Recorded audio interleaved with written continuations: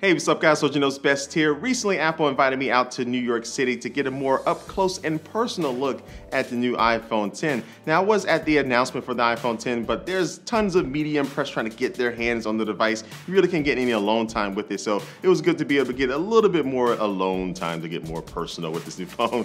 But anyway, let's go ahead and jump right into my impressions of this phone with the time that I had with it. Now, one thing that really stands out about this new phone is that Apple really nailed the design of it. And when I talk about design, I mean how the phone feels in my hand. Now, this phone does have a 5.8-inch Super Retina OLED display, which is bigger than the 5.5-inch display that's on the iPhone 8 Plus. But because there's very little bezel and Apple has made the design of the display to kind of go with the curve of the overall framing of the phone to really make for an experience where it's going to feel great in your hand, and also the entire footprint of the phone is going to make it smaller than the iPhone 8 Plus. So this is one reason why this phone will probably be more of a recommendation to people who don't like carrying the big iPhone 8 Plus, but they still want to have the benefits of having a bigger display compared to just a regular iPhone 8. Now, I wasn't able to play back any video on this display to see how the HDR10 and Dolby Vision capabilities come into play, but I will say that that notch at the top of the display, I forgot it was even there. I don't have any B-roll footage of it because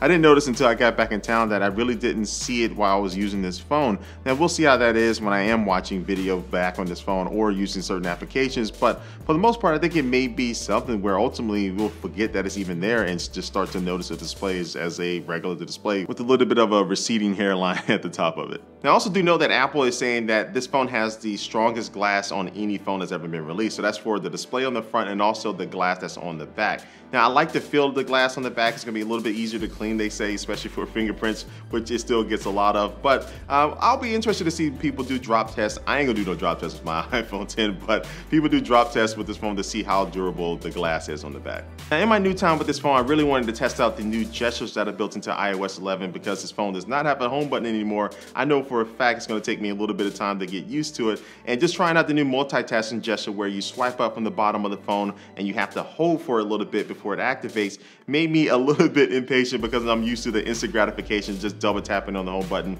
and then having multitasking start right away. And so that's gonna take me a little bit of time to get used to, but honestly, I don't think I'm gonna be using that gesture a lot because they have a new gesture where you can just swipe on the bottom of the display and you can go through your open applications. And because this phone has that A11 processor, everything really screams and is incredibly fast on it. So I may find myself multitasking just by using that gesture alone. But other things to get used to, like having to swipe down from the top left-hand side of the display to get to your notifications. But if you swipe down from the top right-hand side, you'll get to the control center, are gonna be things that I think everybody, when you first buy and open up this phone, you're gonna have to take a little bit more time and be more patient than I am to get used to these new things. And then we'll see over time how natural these things become with this new software. All right, now it's gonna move back to the hardware of this phone and talk about the cameras. Now, Apple didn't allow me to test out the rear-facing cameras on this phone, but I did get a chance to test out the new True Depth camera system on the front. We were able to test out this portrait selfie mode, and the lighting wasn't the best because it was a little bit later on in the day, so we didn't have that much light coming in,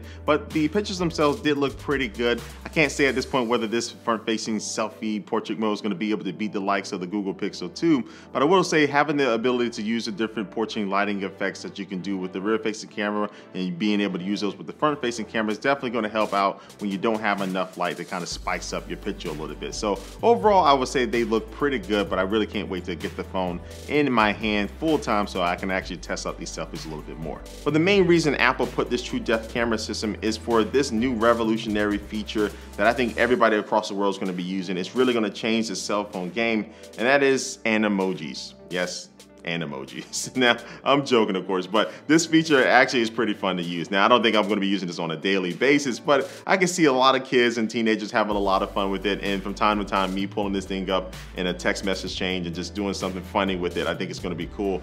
I am Batman. Stop Mr. Freeze. But seriously, the main reason for this True Depth camera system is the new Face ID function, which is going to be the primary way that people are going to be unlocking this new iPhone 10. Now, setup for Face ID was actually easier than Touch ID, to be honest with you. And so all you have to do is just roll your face around for a couple of seconds and then boom, you're set to go. And then now you can just use the raise to wake features to just hold up your phone. It'll go ahead and automatically activate Face ID, recognize you, and then now you can go ahead and swipe up and get into the operating system. So I wasn't really able to test it out in a dark room or to grow my beard out or do anything to try to fool it, but I will do that when this phone officially launches. But just in my brief time, I didn't have any time where I had to actually redo it. It automatically recognized my face every single time and worked. And so over time, we'll see how this plays out, especially as this phone gets to the masses here very, very soon. So like always, guys, I want to thank you for watching this video. Make sure you do subscribe to me here on YouTube to get all the notifications when I upload new videos about this iPhone 10 and also everything else in the world of tech. Make sure you do follow me on all my social media networks. Those links are down below. And I want to thank you for watching this video again, and I will catch you later. Peace.